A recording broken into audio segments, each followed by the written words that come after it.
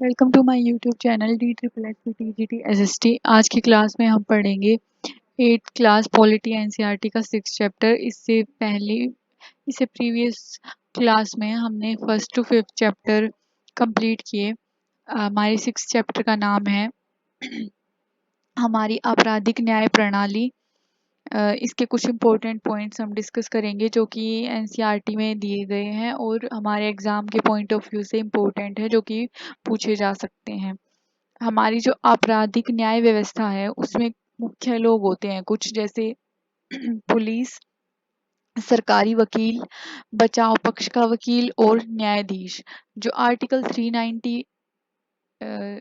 Article जो 39A है उसमें फ्री लीगल हेल्प को मेंशन किया गया है, यानी निशुल्क विधिक सहायता।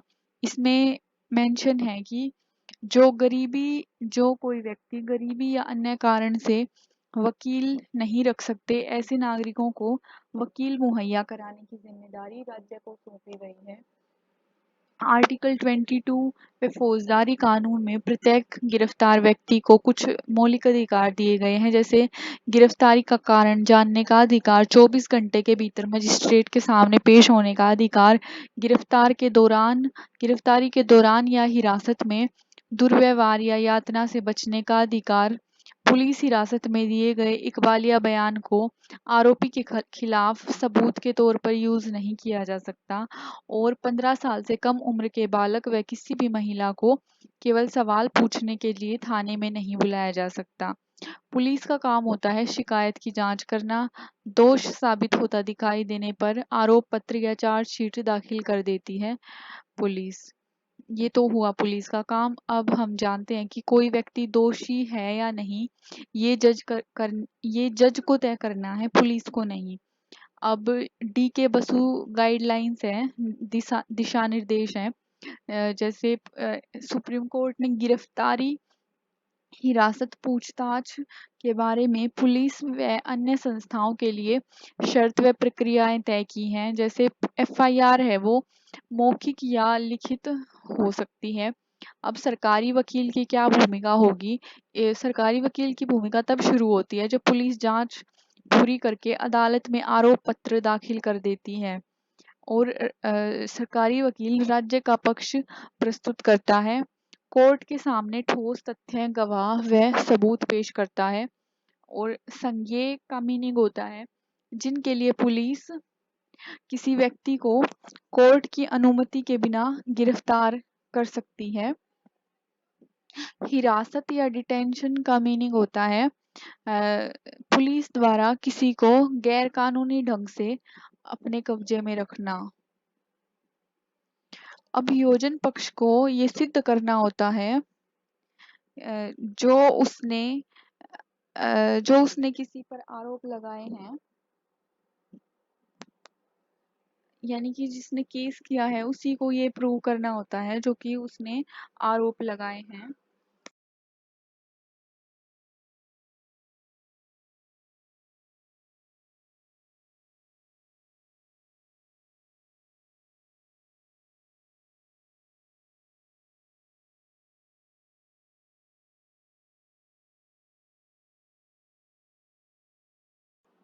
जो आर्टिकल 21 है उसमें राइट टू लाइफ को डिस्क्राइब किया गया है। इसमें ये है कि किसी भी व्यक्ति के जीवन या स्वतंत्रता को केवल एक तर्क संगत व न्यायपूर्ण कानूनी प्रक्रिया के जरिए ही छीना जा सकता है।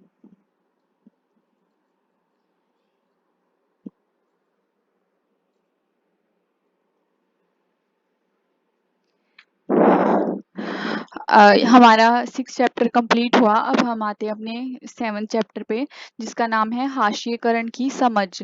जो आदिवासी है उसको जनजाति या मूल निवासी भी कहा जाता है, और सरकारी दस्तावेजों में आदिवासी के लिए एक शब्द यूज किया जाता है ST, यानी कि शेड्यूल्ड ट्राइब्स, अनुसूचित जनजाति। हमारी जो टोटल पॉपुलेशन है उसका 8% आबादी है वो आदिवासियों की है, और जो इम्पोर्टेंट खनन और औद्योगिक क्षेत्र हैं वो आदिवासी इलाकों में पाए जाते हैं, जैसे जमशेदपुर, राउरकेला, बोकारो और भिलाई ये आदिवासी इलाकों में स्थित हैं। अकेले उड़ीसा में अकेले उड़ीसा में 60 से ज़्यादा एसटी समूह रहते हैं। और जो जनजातीय धर्म है उसकी कुछ विशेषताएं हैं, जैसे ग्राम आत्माओं की पूजा है वो लता कुंजों में पूजा, यानी कि जो पेड़ पौधे हैं अ, उनका ये मानना है कि ग्राम आत्माएं लता कुंजों में निवास करती हैं और लता कुंजों की पूजा है वो गांव की सीमा के भीतर की जाती है और पुरखों की उपासना घर में की जाती है। आदिवासियों के धर्म ने प्रभुत्वशाली धर्मों को प्रभावित किया, जैसे उड़ीसा का जगन्नाथ पंथ, बंगाल व असम की शक्ति तांत्रिक परंपराएं। इनकी भाषाओं ने बांग्ला जैसी मुख्य धारा की भाषा को प्रभावित किया। इसमें संथाली बोलने वालों की संख्या सबसे ज़्यादा है। एस बसु की बुक है Jharkhand movement, ethnicity culture and silence. ये फैक्ट प्लीज़ आप लोग अपडेट कीजिएगा कि टोटल नेशनल पार्क कितने हैं और वन्य जीव अभ्यारण्य कितने हैं। अल्पसंख्यक जो शब्द है वो संख्या की, उसका अर्थ है संख्या की दृष्टि से कम, सत्ता व संसाधनों तक इनकी कम पहुंच होती है और सामाजिक व सांस्कृतिक आयाम से ये अल्पसंख्यक होते हैं। ये इसकी विशेषताएं हैं। उड़ीसा में एक जिला है कालाहांडी, इसमें न्यामगिरी पहाड़ियाँ स्थित हैं और ये न्यामगिरी पहाड़ियाँ डोंगरिया कोंड नामक एक आदिवासी समुदाय है उसका पवित्र पर्वत है। कौन सा? न्यामगिरी पहाड़ी। अब हम पढ़ते हैं मुसलमान और हाशियाकरण के बारे में। 2001 की जनगणना के अनुसार हमारी टोटल पॉपुलेशन में मुस्लिम्स की पॉपुलेशन 13.4% यानी 13.4% है। 2005 की एक कमेटी है राजेंद्र सच्चर समिति, और ये राजेंद्र सच्चर है जो ये एक जज रहे हैं। अ, इनके अनुसार इस कमेटी की जो रिपोर्ट थी इसके अनुसार जो मुस्लिम समुदाय की सामाजिक आर्थिक और शैक्षणिक स्थिति, जो एजुकेशनल कंडीशन है उसका इन्होंने जायजा लिया था। और इनकी रिपोर्ट के अनुसार जो 4% मुसलमान बच्चे हैं वो मदरसों में जाते हैं और 66% बच्चे सरकारी स्कूल में जाते हैं, 66% और 30% बच्चे प्राइवेट स्कूल्स में जाते हैं। और जैसे कि जो मुस्लिम्स हैं उनके प्रति हमारी सोसाइटी में ये पूर्वाग्रह है कि वो प्रोग्रेस नहीं करना चाहते और वो जो मॉडर्न एजुकेशन है उसको अडॉप्ट नहीं करना चाहते। वो सिर्फ अपनी उनको बहुत कंजर्वेटिव माना जाता है। लेकिन इनकी रिपोर्ट ने ये साबित किया कि केवल 4% मुस्लिम बच्चे ही जो उनकी ट्रेडिशनल एजुकेशन इंस्टीट्यूट है जो मदरसे हैं उनमें जाते हैं।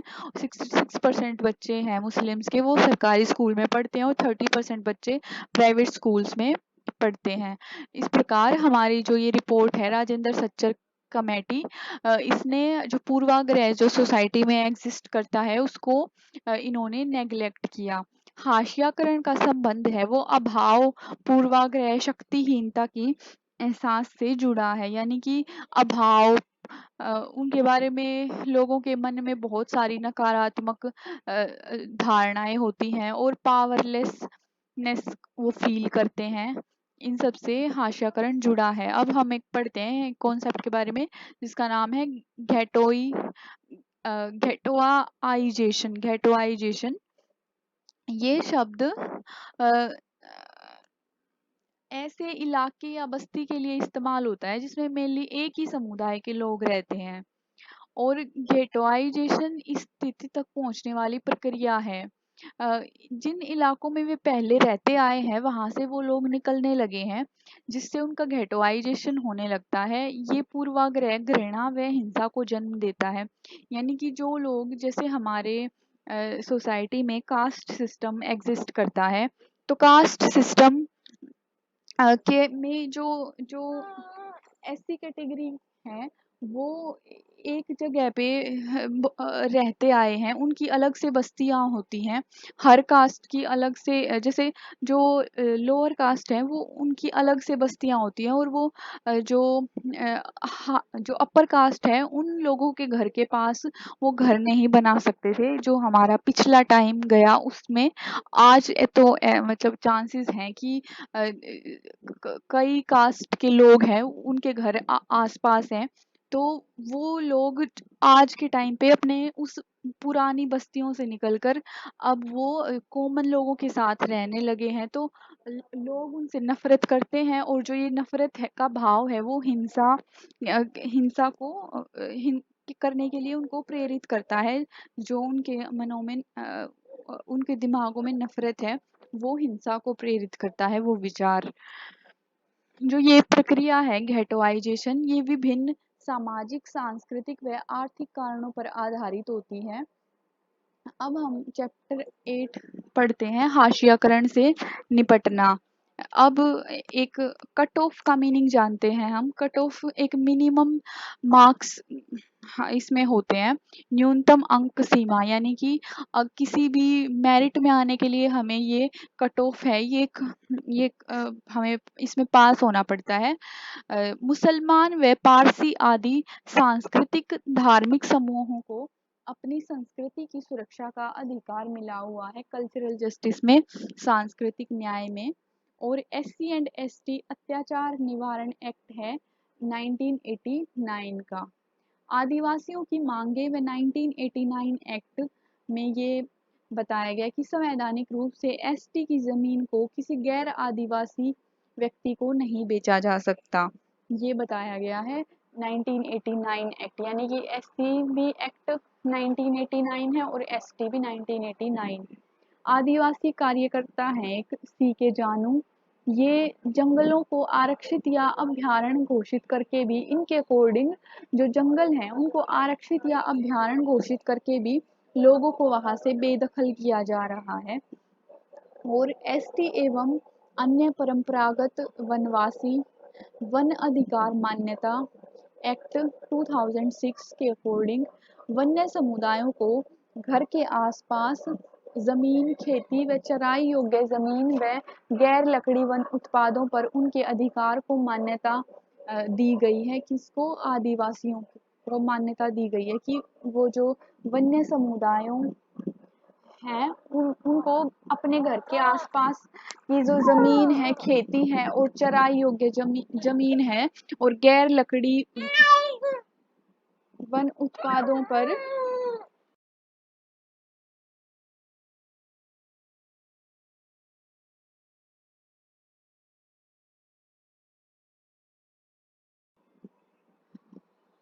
और उनके अधिकार को मान्यता दी गई है। और वन व जैव विविधता संरक्षण है जो, उसमें वनवासियों को अधिकार दिया गया है। एक महाराष्ट्र की कवयित्री हैं, भक्त कवयित्री सोयराबाई, ये महार जाति से बिलोंग करती हैं और ये भक्त कवि चोखा मेला की पत्नी हैं। इसमें एनसीईआरटी के चैप्टर में इसका डिस्क्रिप्शन आया है, इसलिए ये हमारे लिए जानना जरूरी है। अब एक उमा चक्रवर्ती हैं, उनकी बुक है gendering caste through a feminist lens. Gendering caste through a feminist lens, through a feminist lens. जो कबीर हैं वो 15वीं सदी के कवि हैं, यानी कि मध्यकाल के, और वो पेशे से बुनकर हैं और भक्ति परंपरा से जुड़े हैं। फ्रेंड्स, अभी फिलहाल में जो नेट की का एग्जाम हुआ था उसमें एक क्वेश्चन आया था कि कबीर हैं वो मध्यकाल के हैं या प्राचीन काल के। तो हम एनसीईआरटी हमारी नेट एग्जाम के पॉइंट ऑफ व्यू से भी रेलिवेंट है, और कोई भी कॉम्पिटिटिव एग्जाम्स है एनसीईआरटी से क्वेश्चन उसमें ज़रूर आते हैं। कविताएं, जो कबीर की कविताएं हैं वो परम सत्ता के प्रति उनके प्रेम पर केंद्रित हैं, और उनके अनुसार जो श्रम है यानी मेहनत ही समूचे ब्रह्मांड को समझने का आधार है। और कबीर के अनुसार जो जो प्राणी है उसकी, इंसान है उसकी 3 स्थितियां हैं, जन्म, मरण, जन्म, जीवन व मरण। और उनके अनुसार अस्पृश्यता ही ज्ञान का सर्वोच्च स्तर है, यानी कि अस्पृश्यता की सोच को सिर के बल खड़ा करके अछूतों को सबसे ऊंची अवस्था में स्थापित कर दिया।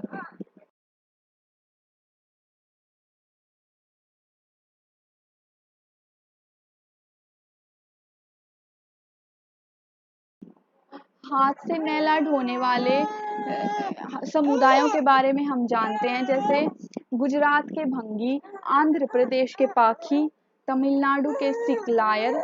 और 1993 में एक एक्ट बना था, employment of manual scavengers and construction of dry latrines act. Manual scavengers होते हैं सिर पर मैला उठाने वाले, और ये हमारे समाज में एक कुप्रथा रही है। ये हमारा चैप्टर हुआ कंप्लीट। आगे के चैप्टर हम अपनी नेक्स्ट क्लास में करेंगे। Thank you.